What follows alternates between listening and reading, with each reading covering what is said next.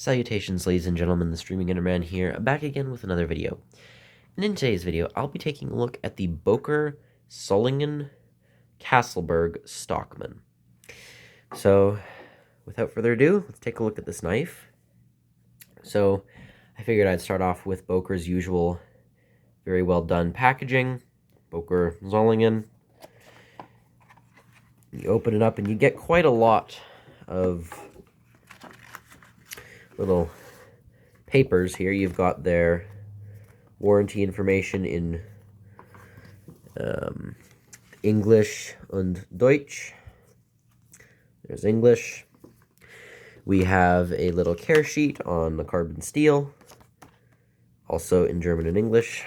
And this is something I haven't seen before, but it came with a little certificate about the particular knife pattern here. This is the Böker Stockman Schlossberg. This is number 327 out of 1133. And here's the information about the knife. Here's in English. Blade steel, this is 01 tool steel. 60 to 61 on the HRC scale.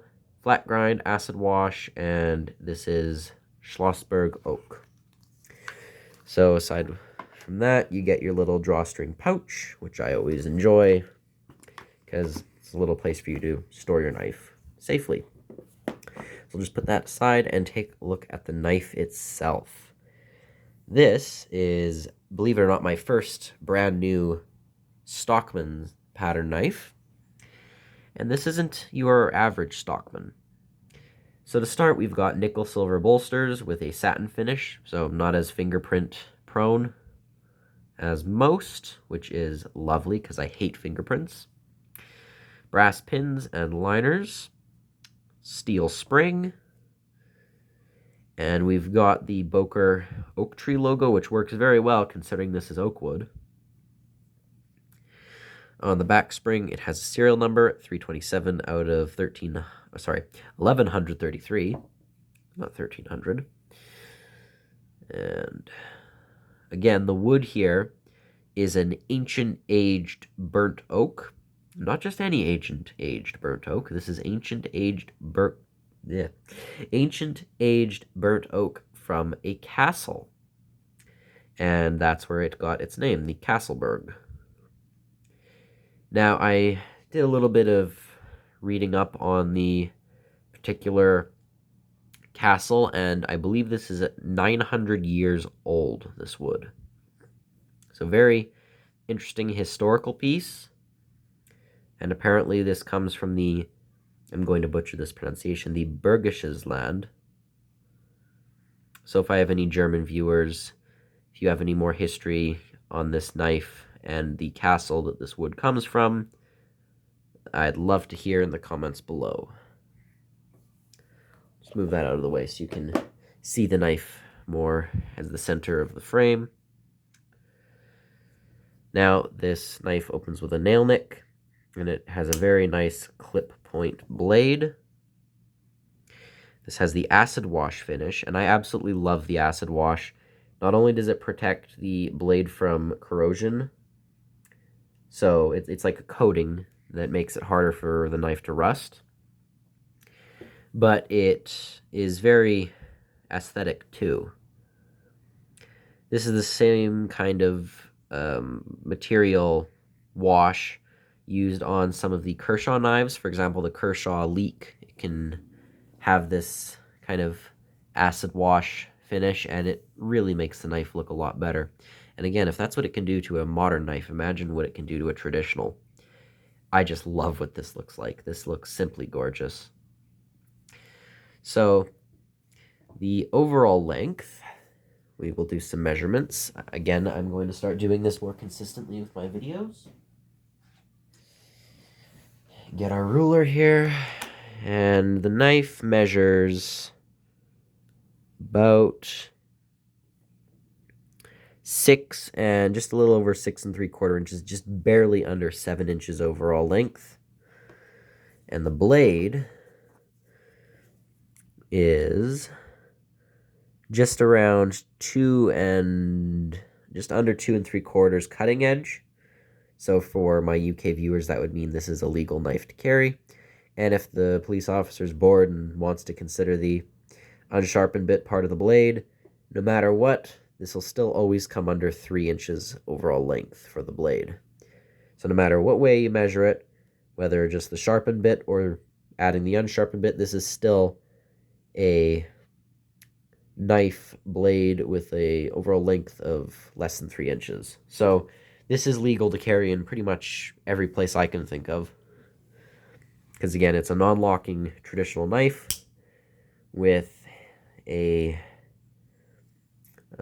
less than 3-inch blade. So fit and finish wise, these are very well done. Böker can make knives that are pretty close and if not on par with Great Eastern cutlery. We can see with gapping, there is absolutely no gapping throughout. Camera's not focusing so well today. No gapping. Whether it's the covers to the liners or the liners to the spring. Pins are flush. The shield is well done. It's pretty straight. The transitions between the bolsters and covers are very, very, very well done. Very smooth. Blade centering is almost perfect with a tiny bit of a preference to the left. Blade opens with a nice walk and talk. Nice snap.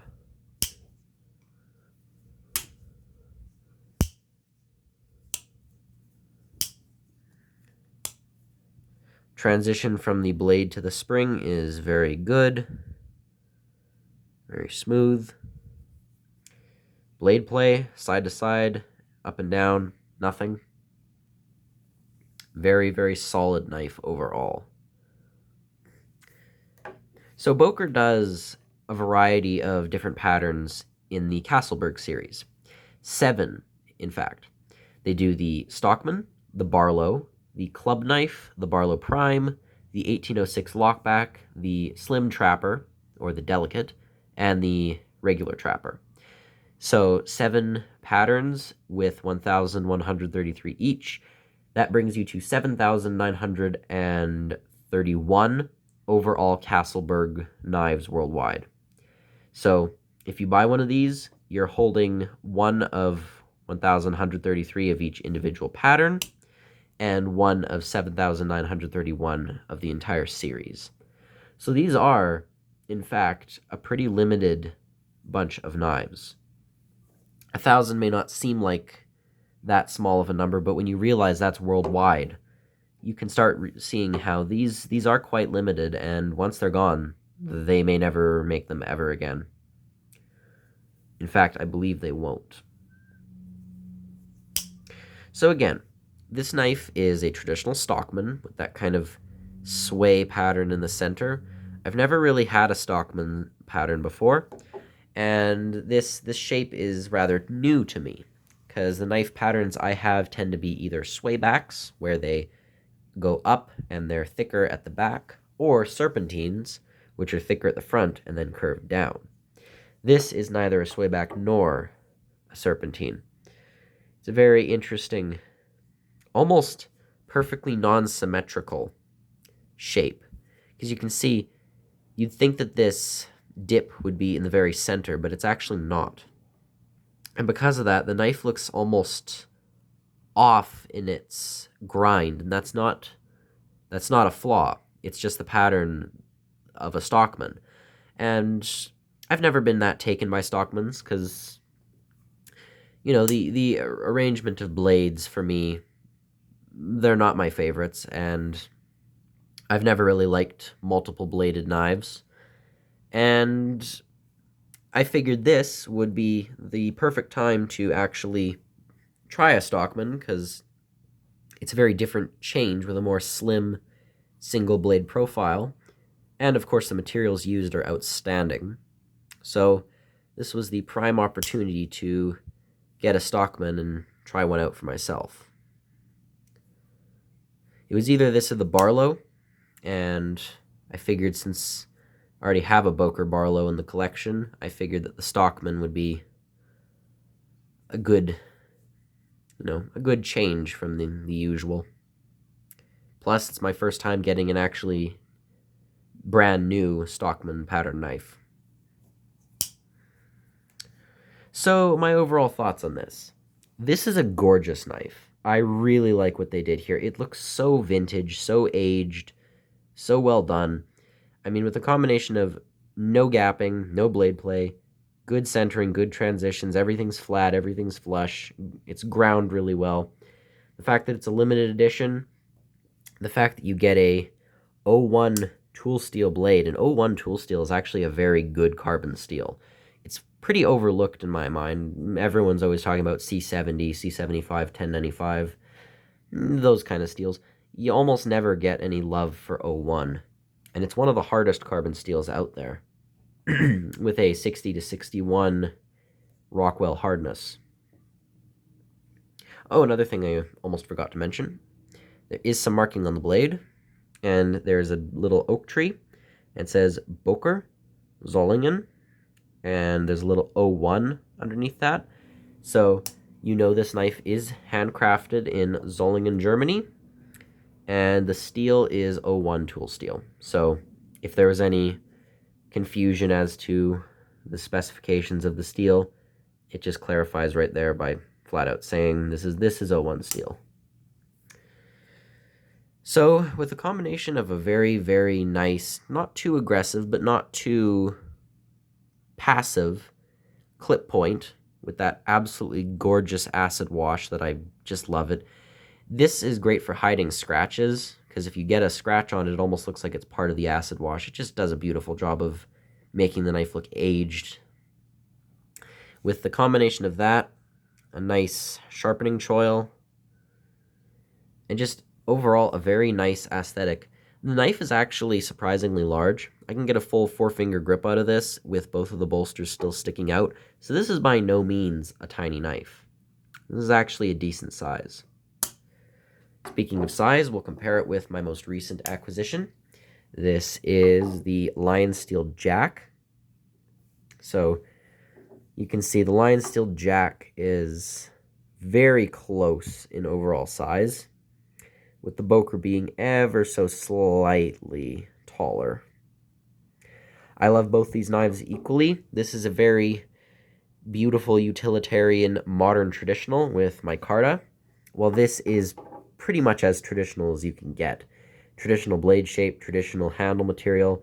Heck, it's 900-year-old wood, so of course it's going to be traditional. But I love both styles of traditionals and modern traditionals. Modern traditionals use this knife. I have never seen a modern traditional where it looks like the kind of knife you'd never want to use. It always looks like a user knife. Traditionals also look like user knives, but at the same time they have an extra collector's aspect that really helps them along as showpieces or safe queens. Now this knife, by all means, could be an excellent user, with a combination of an ergonomic handle, a very nice blade steel, again, that beautiful acid wash that hides some of the scratches and marks that can show up from sharpening and using a knife, and again, a very good steel that will last a long time before requiring a sharpen. I mean, this would make a great user knife, especially in places where you want a traditional, hard-working knife, but you don't want something that has multiple blades. You just want a simple, single-bladed knife and something that complies with local legislation. This would, in most places, this would pass. However, I may not use this very much as it is a limited edition, and I tend to never want to use limited edition knives, just because they have that extra aspect of collector's bias, I suppose, as opposed to this knife, which is not limited at all, and I'd have no problem using this, really, for anything. So, yeah, this is just a very nice knife. The shape is interesting. I quite like this shape. I think that the problem I had with Stockman's was just that they were too thick with 3 blades. I just didn't really like them that much. This is a much slimmer and sleeker knife. Again, the bolsters, satin finish to prevent the fingerprint problem. Nice brass liners and pins. Steel spring is just gorgeous. It isn't too shiny, and at the same time it isn't dull. I like that kind of satin finish on the steel. And the serial number is not so noticeable. I mean, it's there if you want to see it, but it's not invading the knife, because some collectors' knives have a big, serial number or stamp on the front of the blade, and it just takes away from the simplicity of the knife. This still looks perfectly fine. It's just simple enough to be traditional and just fancy enough to be a bit higher end. And again, the shield, I love Böker's shield. No printing, no writing, nothing, just a simple tree, that dark background and that brass ring around it, with the tree actually being embossed with brass. And that just works so well with this burnt oak. I haven't really talked about this wood enough. I think that that's kind of the main attraction, don't you? So you've got the outer edge of the wood being a nice lighter oak color, with the center being this deep, deep, deep dark brown, if not bordering on black. And that's due to the fact that this is aged and then burnt. So this is a very noticeable pattern. It's like, this reminds me, if I saw this from afar, of a type of saw-cut bone. But this is not bone. This is indeed oak wood. Very, very, very nice traditional wood. I really like oak. I've said it before. There's so many materials you can use for the handles on your knives. If you try deciding, there are hundreds of options. You've got carbon fibers, you've got micartas, and not just micarta. You can choose canvas, linen, burlap, muslin, denim. And then once you've chosen the material for your micarta, you've got blue, green, yellow, orange, natural color, black. You can change the color of micarta and everything, so you have tons of options there. Carbon fibers can be marbled differently and ground differently, milled differently. And then you have wood. The amount of natural woods you can use, the list goes on. Rosewood. Oh, but what kind? Do you want African rosewood, also known as babinga, or do you want palisander, which is Indian rosewood? It's entirely up to you. You've got ebonies, you've got cocobolo, you've got oak, so many types of oak. And that's the thing I love about knives and the materials behind them. It's not as simple as just, here's the steel, here's the construction, here's the base model, and then just take one type of material and put it on, like, say, bone. There are so many options to work with. If you want bone, you can choose cattle bone, zebra bone, giraffe bone. You have so many options to work with, and then you can dye it, you can jig it, you can use a saw cut. There are just so many ways for knife makers to be creative with the materials they use, and I really love Böker when it comes to that. This doesn't mean I dislike something like this with a green canvas micarta, but at the same time, the idea that they took the floorboards of an ancient castle, and then once the wood was stable, they gave it this nice seared, burnt look, and then placed it on a knife with this aged, acid wash looking blade. This is just pleasing to the eye. And unless you absolutely hate traditional knives and an old school look, I can't think of a person who wouldn't be proud to carry this, because I most certainly would. Although, me being the collector, I don't really know if I want to carry it because it's a limited edition knife. But just a bit of a rant there, but I absolutely love traditionals because they almost feel like they're more open to different materials than even modern knives. Because modern knives, say a Spyderco, you've got G10s and carbon fibers and FRN and micarta, but you can put G10 on a traditional. You can put carbon fiber on a traditional.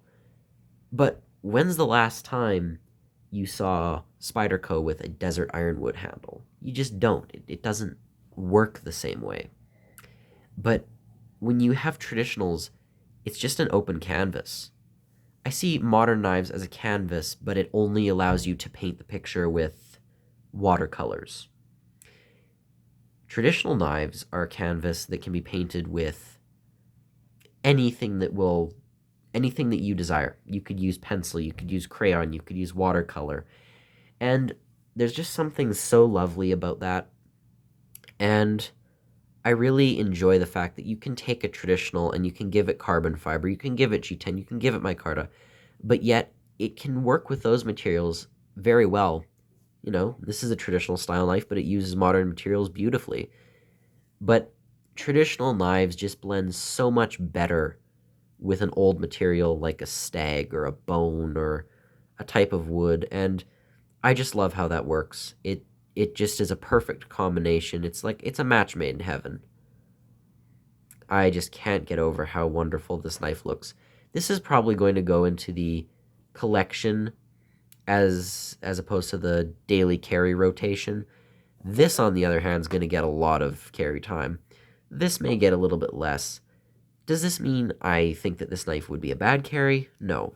I mean, you're still getting a beautiful clip point blade with a nice strong spring, a comfortable handle, a polish that, well, hides scratching and dents and marks and problems and such. You just have so much to work with here. And I honestly think Böker is doing a great job. And I almost want to collect the other 6 knives, like the Barlow, the club knife, the Barlow Prime. It makes me almost want to get all the other knives in the Burg series just because I like this so much.